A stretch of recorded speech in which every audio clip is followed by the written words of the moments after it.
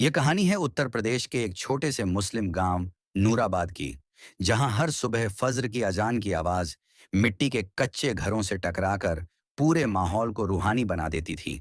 उसी गांव में एक बूढ़ी औरत रहती थी, जिनका नाम हाजरा बी था। लोग उन्हें हाजरा अम्मी कहकर पुकारते थे। उनके शौहर यूसुफ मियाँ का इंतकाल कई साल पहले हो चुका था, और तब से उन्होंने अपने इकलौते बेटे राशिद को अपनी गोद में पालकर बड़ा किया था। हाजरा बी ने अपनी जवानी की हर खुशी अपने बेटे की परवरिश पर कुर्बान कर दी थी। खेतों में मजदूरी की, घरों में रोटियां बनाई, दूसरों के कपड़े सिले, लेकिन कभी राशिद को भूखा नहीं सुलाया। जब गांव के बच्चे नए कपड़े पहनकर ईदगाह जाते थे, तो राशिद भी उनमें सबसे आगे होता था, क्योंकि उसकी अम्मी रात भर जागकर उसके लिए नया कुर्ता सिलती थी। हाजरा बी की आंखों में हमेशा एक ही ख्वाब रहता था कि उनका बेटा बड़ा होकर उनका सहारा बनेगा और उनकी बुढ़ापे की लाठी बनेगा। वक्त बीतता गया। राशिद जवान हुआ और शहर में काम करने लगा। फिर एक दिन उसकी शादी नसीमा नाम की लड़की से हो गई। शुरुआत के कुछ दिन तो सब ठीक रहा, मगर धीरे धीरे नसीमा के लहजे में तल्खी आने लगी। उसे हाजरा बी की मौजूदगी खटकने लगी। वह अक्सर राशिद के कान भरती कि घर छोटा है, खर्च ज्यादा है, और बूढ़ी माँ हर वक्त बीमार रहती हैं। राशिद, जो कभी अम्मी के कदमों में बैठकर खाना खाता था, अब उन्हीं की बातों से ऊबने लगा। एक रात जब बाहर बारिश हो रही थी और आसमान में बिजली चमक रही थी, तब घर के अंदर उससे भी ज्यादा खौफनाक फैसला लिया जा रहा था। राशिद ने ठंडी आवाज में कहा, अम्मी, अब आप कहीं और इंतजाम कर लीजिए। मैं और नसीमा अलग रहना चाहते हैं। हाजरा बी को लगा जैसे किसी ने उनके सीने में खंजर उतार दिया हो। उन्होंने कांपती आवाज में कहा, बेटा, मैंने तुझे 9 महीने पेट में रखा है। तेरे बाप के बाद तुझे सीने से लगाकर जिया है। अब इस उम्र में कहाँ जाऊंगी? मगर राशिद का दिल पत्थर हो चुका था। नसीमा दरवाजे के पास खड़ी थी और उसकी आंखों में जरा भी रहम नहीं था। अगले ही पल राशिद ने दरवाजा खोल दिया और हाजरा बी का छोटा सा सामान बाहर रख दिया। गांव की गली में अंधेरा था। बारिश की बूंदें उनके झुर्रीदार चेहरे पर गिर रही थीं, और दरवाजा उनके मुंह पर बंद हो चुका था। हाजरा बी ने कांपते हाथों से आसमान की तरफ देखा और कहा, या अल्लाह, तू गवाह है। मैंने अपने बेटे के लिए हर तकलीफ सही। अगर आज उसने मुझे ठुकरा दिया है, तो मैं उसे तेरे हवाले करती हूँ। तू ही मेरा मालिक है, तू ही मेरा सहारा है। उस रात नूराबाद की मिट्टी ने एक माँ के आंसुओं को अपने अंदर समेट लिया, और किसी को खबर तक न हुई कि एक बेटे ने जन्नत को अपने ही हाथों से अपने दरवाजे से बाहर कर दिया है। सुबह जब फज्र की अजान की आवाज नूराबाद की मस्जिद से उठी, तो हाजरा भी उसी गली के कोने में भीगी चादर ओढ़े बैठी थीं। रात भर की ठंड और दर्द ने उनके जिस्म को सुन्न कर दिया था, मगर दिल का जख्म उससे कहीं गहरा था।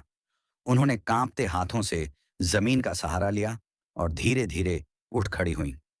अब उनका कोई घर नहीं था, कोई दरवाजा नहीं था जहां वे दस्तक देती और कहती कि मैं इस घर की मां हूं। गांव के कुछ लोग उन्हें देखकर ठिठकते, मगर फिर नजरें झुकाकर आगे बढ़ जाते, क्योंकि हर किसी को अपने काम की जल्दी थी। हाजी करीम चाचा ने दूर से देखा तो दिल भर आया, मगर समाज के डर और अपने हालात के कारण वे भी चुप रहे। हाजरा भी मस्जिद के बाहर आकर बैठ गईं। जहां लोग नमाज के बाद निकलते, तो कुछ सिक्के उनके सामने रख देते, और कुछ ऐसे भी थे जो बुदबुदाते कि बेटे ने निकाला होगा तो जरूर कोई वजह रही होगी। ये बातें उनके कानों में तीर की तरह चुभतीं, मगर उन्होंने कभी किसी को बद्दुआ नहीं दी। उनकी आंखों की रोशनी पहले ही कमजोर थी, और अब आंसुओं की नमी ने उसे और धुंधला कर दिया था। कई बार वे ठोकर खाकर गिर जाती, तो पास की छोटी बच्ची समीना दौड़कर उन्हें उठाती और पानी पिलाती। हाजरा भी उसके सिर पर हाथ फेरती और कहती, बेटी, अल्लाह तुझे खुश रखे, तूने आज मुझे अपनी मां समझा है। दिन गुजरते गए और भूख उनकी हमसफर बन गई। कई बार उन्हें सिर्फ सूखी रोटी का टुकड़ा नसीब होता, और कई बार वह भी नहीं। एक शाम जब सूरज ढल रहा था और आसमान लाल रंग में डूबा हुआ था, हाजरा बी ने मस्जिद की सीढ़ियों पर बैठकर आसमान की तरफ चेहरा उठाया और धीमी आवाज में कहा, या अल्लाह, अगर मेरा बेटा मुझे भूल गया है तो तू मुझे मत भूलना। तेरी जमीन बड़ी है, कहीं तो मेरे लिए भी ठिकाना होगा। उनकी आंखों की रोशनी अब लगभग जा चुकी थी। दुनिया उनके लिए धुंधली परछाइयों में बदल गई थी, मगर दिल में सब्र की रोशनी बाकी थी।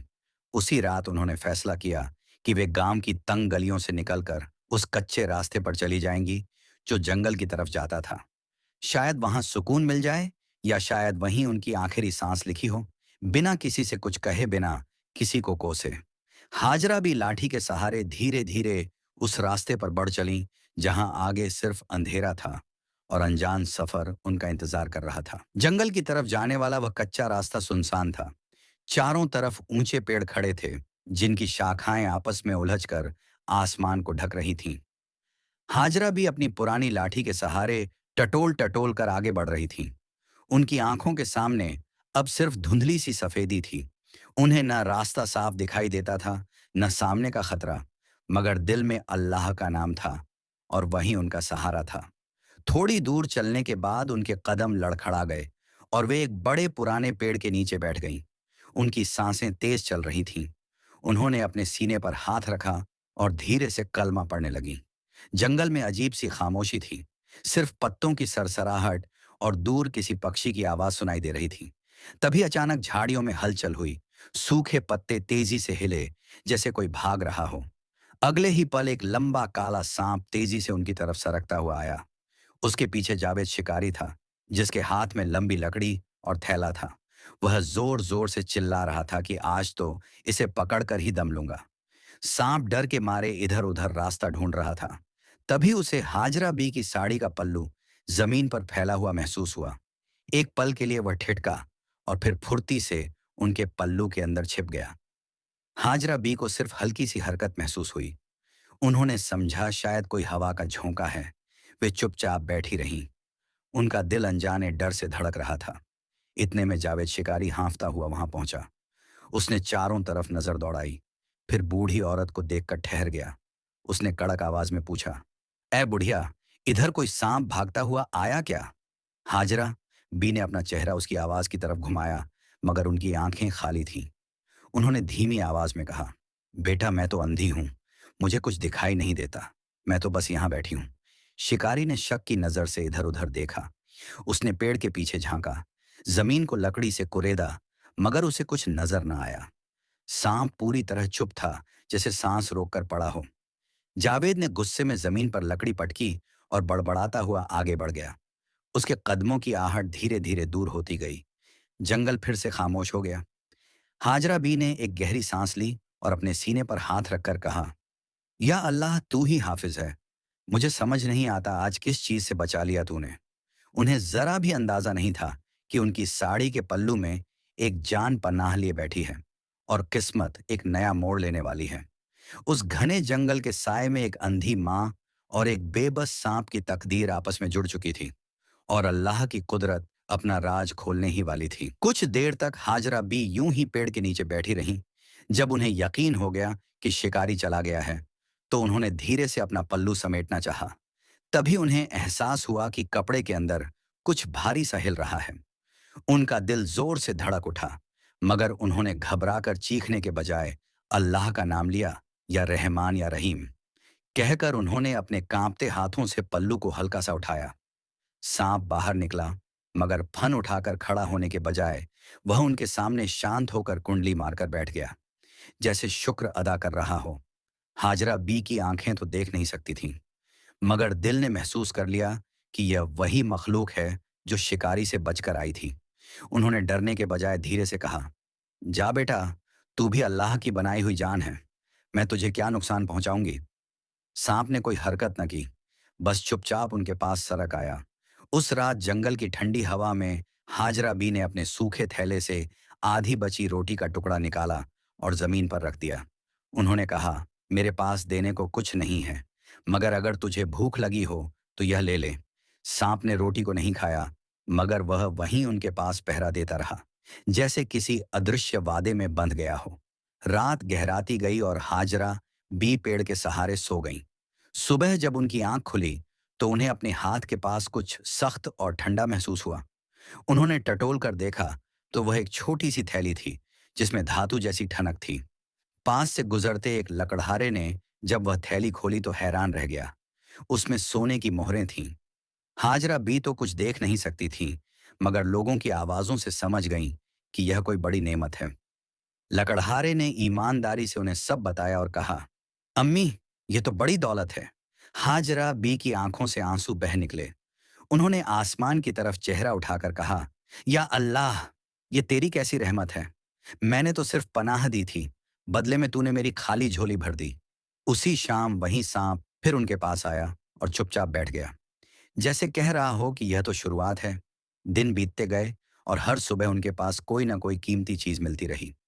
गांव में खबर फैल गई कि जंगल में रहने वाली अंधी हाजरा बी के पास अल्लाह की रहमत बरस रही है। लोग दूर दूर से आने लगे, कोई मदद के लिए तो कोई ताज्जुब से देखने के लिए। मगर हाजरा बी के दिल में घमंड का नाम न था। वे हर मिलने वाले से कहती, इंसान ने मुझे घर से निकाला, मगर अल्लाह ने मुझे अपनी जमीन पर जगह दी, और उसकी एक मखलूक ने मेरा दूध का कर्ज चुका दिया। उस जंगल के पेड़ के नीचे अब एक बूढ़ी माँ अकेली नहीं थी।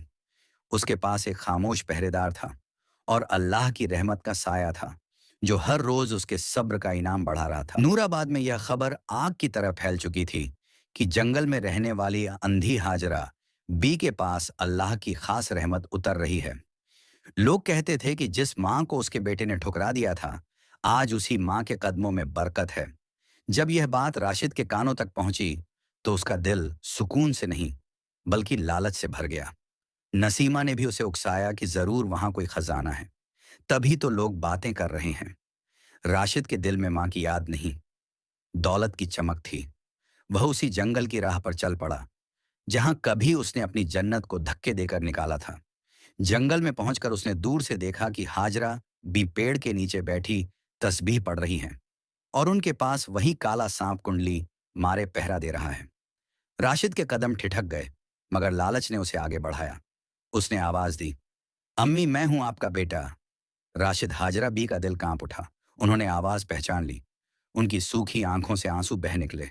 उन्होंने हाथ फैलाकर कहा, आ गया मेरा बेटा। अल्हम्दुलिल्लाह, मेरा रब मेरी दुआ सुनता है। राशिद पास आया, मगर उसकी नजर मां के चेहरे पर नहीं, जमीन पर रखी उस थैली पर थी। तभी अचानक सांप ने फन उठाया। उसकी आंखों में ऐसी चमक थी कि राशिद के कदम पीछे हट गए। वह डर से कांपने लगा। उसे लगा जैसे उसका हर गुनाह उस फन में लिपटा खड़ा है। सांप ने उसे डसा नहीं, मगर उसके चारों तरफ घूमकर फुफकारने लगा, जैसे चेतावनी दे रहा हो कि यह वही मां है जिसे तूने रुलाया था। राशिद के घुटने जवाब दे गए। वह जमीन पर गिर पड़ा और रोते हुए बोला, अम्मी, मुझे माफ कर दो। मुझसे बहुत बड़ा गुनाह हो गया। मैंने आपको घर से निकाला। मैं अंधा था। अपनी बीवी की बातों में आकर मैंने अपनी जन्नत खो दी। हाजरा बी ने कांपते हाथों से हवा में अपने बेटे का चेहरा टटोला और उसके सिर पर हाथ रख दिया। उन्होंने कहा, बेटा, माँ का दिल बदुआ नहीं देता। अगर तू सच्चे दिल से तौबा करे तो अल्लाह भी माफ कर देता है। सांप धीरे से शांत हो गया और वापस उनकी बगल में आकर बैठ गया, जैसे फैसला सुन चुका हो। उस दिन राशिद को समझ आ गया कि दौलत असली नेमत नहीं, बल्कि माँ की दुआ सबसे बड़ी दौलत है। वह अपनी माँ को वापस गांव ले गया, मगर अब घर का माहौल बदल चुका था। नसीमा भी शर्म से सिर झुकाए खड़ी थी। हाजरा बी ने उसे भी माफ कर दिया, क्योंकि उनके दिल में नफरत की जगह सिर्फ रहम था। नूराबाद के लोग कहते हैं कि उस दिन के बाद राशिद की जिंदगी में बरकत लौट आई, और वह हर नमाज के बाद अपनी माँ के कदमों को चूमता था, और जंगल का वह सांप फिर कभी दिखाई नहीं दिया, जैसे वह सिर्फ एक अमानत था जो दूध का कर्ज चुकाने आया था। इस कहानी का सबक साफ है कि माँ को ठुकराने वाला कभी कामयाब नहीं होता, और जो माँ की इज्जत करता है उसके लिए अल्लाह जमीन और आसमान के दरवाजे खोल देता है। अगर आपकी माँ जिंदा है तो उनके कदमों को थाम लीजिए, क्योंकि जन्नत उन्हीं के नीचे है, और माँ की दुआ से बढ़कर इस दुनिया में कोई खजाना नहीं है। दोस्तों, अगर इस कहानी ने आपके दिल को जरा सा भी छुआ है, अगर हाजरा बी के आंसुओं ने आपकी आंखें नम कर दी हैं, अगर आपको यह एहसास हुआ है कि माँ की दुआ कितनी बड़ी नेमत होती है, तो इस वीडियो को यहीं रोककर अपनी माँ के पास जाइए, उनके हाथ चूमिए और उनसे कहिए कि आप उनसे मोहब्बत करते हैं, क्योंकि पता नहीं कब वक्त बदल जाए और पछतावे के सिवा कुछ न बचे। अगर आपकी माँ इस दुनिया में नहीं है, तो उनके लिए दुआ कीजिए और सदका दीजिए, ताकि अल्लाह उनकी मगफिरत फरमा दे। दोस्तों, ऐसी कहानियां सिर्फ सुनने के लिए नहीं होती, बल्कि अपनी जिंदगी बदलने के लिए होती हैं। इसीलिए इस वीडियो को ज्यादा से ज्यादा शेयर कीजिए, ताकि हर बेटा और हर बेटी समझ सके कि जन्नत सच में माँ के कदमों के नीचे है। चैनल को सब्सक्राइब कीजिए और कमेंट में जरूर लिखिए कि आप अपनी माँ से कितना प्यार करते हैं। और अगर आप चाहते हैं कि ऐसी ही ईमान अफरोज और दिल को छू लेने वाली सच्ची कहानियां आप तक पहुंचती रहें, तो हमारा साथ दीजिए। अल्लाह आप सबको अपनी हिफाजत में रखे और आपकी माँओं को लंबी उम्र और सेहत अता फरमाए। आमीन।